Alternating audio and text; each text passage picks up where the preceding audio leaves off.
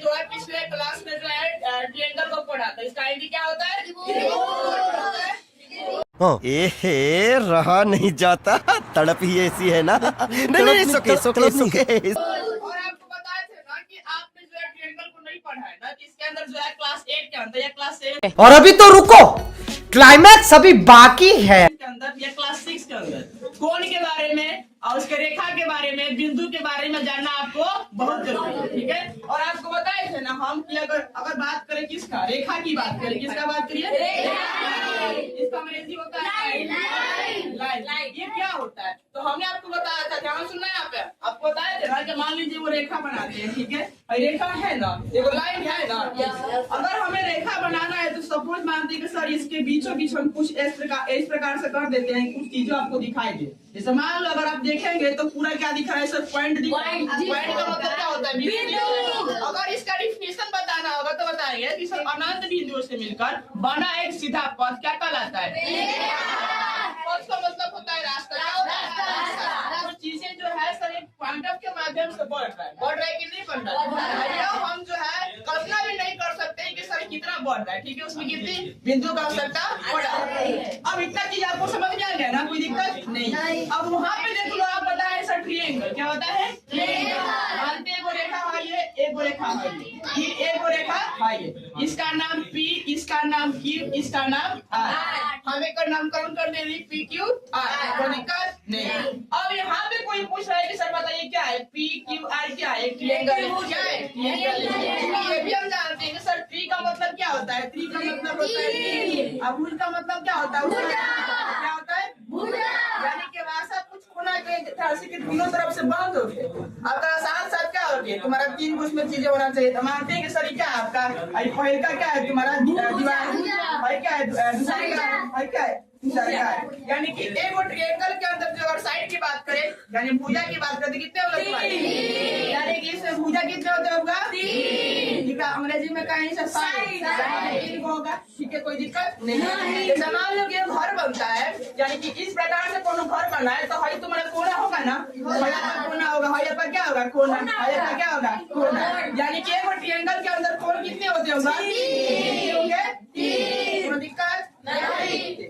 अब उसके बाद सर हमने इतना जान लिया, जैसे मान लो किसी चीज को पकड़ने का कार्य कौन करता है? जैसे मान लो कि हई तुम्हारा क्या है? शीर्ष है ना, शीर्ष का मतलब लास्ट वाला उसका जो हिस्सा होता है कि ना। यानी कि इसको क्या किया कि सर P वाला जो है इसको पकड़ा है और इसको पकड़ा है। यानी कि अगर बात करें शीर्ष बिंदु की बात करें, किसका बात करें? शीर्ष बिंदु की। तो शीर्ष बिंदु कितने होते हुआ? 3। इसमें किसी को दिक्कत नहीं है। आप जानते हैं कि सर अगर मान लीजिए कि भाई कोण बना है जिसका कुछ ना कुछ माप होगा ना, तो आगे नहीं होगा। यानी कि अगर इसको बताएंगे कि त्रिभुज के आंतरिक कोणों का जो ऐसा पूछ सकता है आपको, या ऐसा पूछेगा होता है त्रिभुज के अंतः कोणों का ये कितना होता है आपका? 180।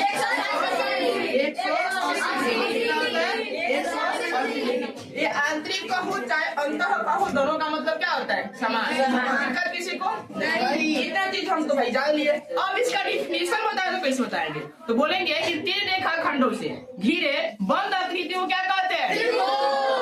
इसमें 3 को रेखा होता है और चारों तरफ क्या होता है? तुम्हारा बंद रहेगा।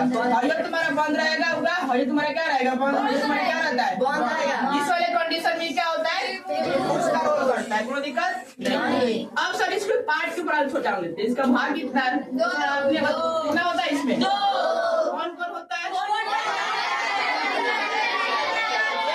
भुजा के आधार पे क्या होता है?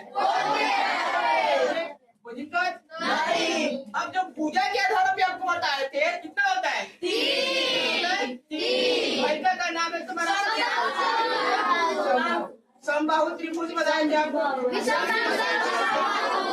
विषमबाहु बताए थे। क्या बताए थे आपका? विषमबाहु त्रिभुज समद्विबाहु, ठीक है, समद्विबाहु। अब जो है अब इसका थोड़ा देख ले कोण का आधार पे इसमें क्या बताया था आपको? क्या बताए थे? उसके बाद नियम को बताया था। उसके बाद में अधिक कोण। क्या? अधिक कोण, ठीक है, कोई दिक्कत किसी को? अगर आपसे कोई पूछ रहा है कि हाँ बताए त्रिभुज किसे कहते हैं, तो आप उसका डिफिनेशन बता सकते हैं, कोई दिक्कत नहीं। उसके साथ साथ जो है होता है, बताना कितना होगा? यानी कि एक होता है भुजा के आधार पे, एक होता है और भुजा के आधार पे कितने होते हैं? 3। कितने होंगे भाई? 3। यानी कि 3 होगा। कोण के आधार पे कितने होंगे? 3। भुजा के आधार पे 3 आएंगे समबाहु त्रिभुज, उसके बाद में विषमबाहु त्रिभुज, उसके बाद में समबाहु त्रिभुज। उसी प्रकार जो है कोण के आधार पे अगर बात करें तो वहाँ पे तो कितना लिखा है? अब जो है बारी बारी से सब देख लेते हैं कि हाँ समबाहु त्रिभुज में क्या क्या कार्य होता है। आखिरकार जो है समबाहु त्रिभुज और डिजाइनर किया गया, उसका क्या मतलब कार्य, उसमें क्या रोल होता है, देख लो यही आप बता देते हैं। जैसे मान लो ट्रायंगल है ना, ये वाला है कि नहीं है? एक ट्रायंगल है, ठीक है। इस ट्रायंगल के अंदर जो है आपका APQR क्या है? त्रिभुज है, ठीक है। अब ई वाला आपका क्या कहलाता है? सर भुजा कहलाता है। क्या कहलाता है? भुजा। तो भाई भुजा कहलाएगा, ये भी भुजा कहलाएगा, ये भी क्या कहलाएगा? भुजा कहलाएगा। सम का मतलब होता है समान, का मतलब भुजा, यानी कि वैसा ट्रायंगल जिसके अंदर जो है प्रत्येक भुजा आपस में इक्वल, क्या हो? आपस में इक्वल। जैसे मानते हैं एक हम ट्रायंगल बनाते हैं, जैसे मान लो ये वाला हम बनाए ना, यहाँ पे देखो इसका नाम कर दिया आपका A, इसका नाम B, इसका नाम C। ABC का है वो त्रिभुज है, ठीक है। ओकरा बाद में अगर इसको कहते हैं सर 2A, मतलब AB के बीच की दूरी कितना है? 2A। AC के बीच की दूरी कितना है? 2A। AB कितना है? 2A। यानी कि हर कंडीशन में जो है AB का वैल्यू, BC का वैल्यू, AC का वैल्यू सर आपस में क्या आ रहा है? अगर उसको डिनोट करना तो बताएंगे सर AB बराबर क्या? AC मतलब BC क्या? BC उसकी इक्वलिटी क्या हो जाएगा? AC। मतलब इससे प्रत्येक जो है आपस में बराबर है, क्या है? बराबर है। यानी आपका क्या हो जाएगा? ये वाला समबाहु हो जाएगा। विषम का मतलब क्या होता है सर? विषम का मतलब कि कोनो भुजा आपस में आपस में कोनो भुजा अगर समान नहीं है तो विषम का मतलब होता है। जैसे मान लो कि सपोज मानते हैं कोई ट्रायंगल बनाते हैं, जैसे ट्रायंगल बना ना भाई वाला, बना कि नहीं बना? इसका नाम A, इसका नाम B, इसका नाम C, मतलब इसका प्रत्येक भुजा आपस में बराबर नहीं होगा। विषम का मतलब क्या ठोकरा?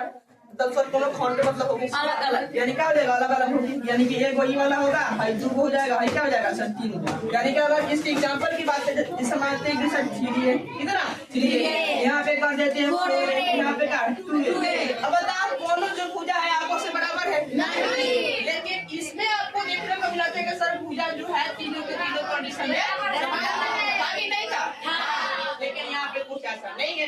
अगर इसको तो बताएंगे कि AB not equal to BC not equal to क्या? AC।